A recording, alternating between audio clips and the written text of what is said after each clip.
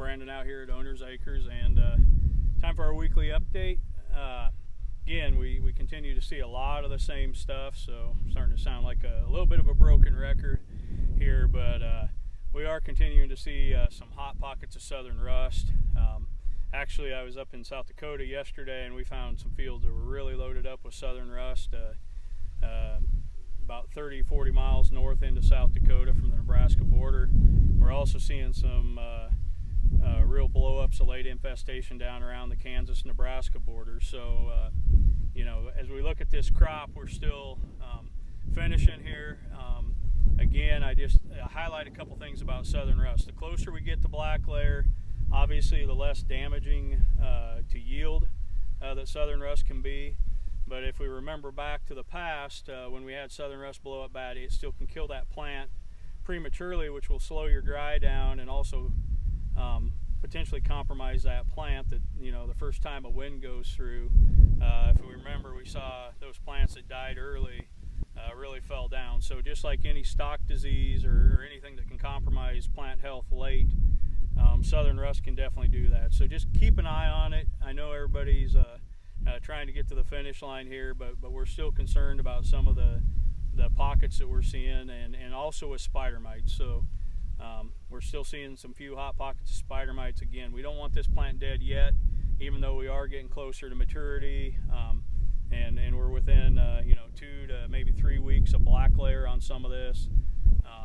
You look at our soybeans here, spider mites or anything killing our soybeans, we're still filling these pods. We're getting some nice bean set, but we got a little ways to go. The other thing on soybeans that we're seeing pop up, and it's been around for about a week and a half now, is some sudden death.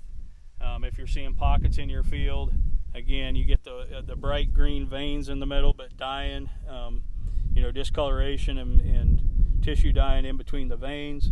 That's a sure sign of SDS. We saw it widespread last year. We were a little drier this spring. I was hoping not to see as much of it, but obviously in susceptible varieties or fields with a history, we are starting to see some of it pop up. Behind us here, and actually what I have side by side is these are early planted soybeans, April 10th, and we left an untreated pass next to a treated pass. In this case, we had Saltro on the treated, and right to the row here, we are seeing sudden death on the untreated. And the Saltro treatment, even though the Saltro and Olivo, they're not bulletproof, they assist us in protection, they are holding up. So that may not be the case in all your fields, but right here we have a pretty good trial going, and we'll kind of keep you updated on that. Finally, hey, we're getting the sunshine. It's been great compared to last year where we just had the clouds. I can't say enough about solar radiation. We're seeing ears finish real well here. This is a 114-day maturity. We're starting to get just a little dent, but what we're really going for still is the kernel depth, packing some weight, getting the depth to kernel. A lot of our yield now comes from our kernel depth in these hybrids. So just because we have the rows around and we have the length, there's a third component to that, and that's your kernel depth and your kernel weight. So that's why we still need to keep this crop alive, keep pushing it here to the end. There's a lot of good things in some areas. I think as we're seeing some of the numbers come out, there's some areas that have been hurt either by wind, hail, or drought. So it's a very mixed bag as I travel around the state. But for those of you guys that things are looking good, we continue to encourage you to keep an eye on stuff here. We got a couple more weeks to go. And some opportunities to still put yield into this crop and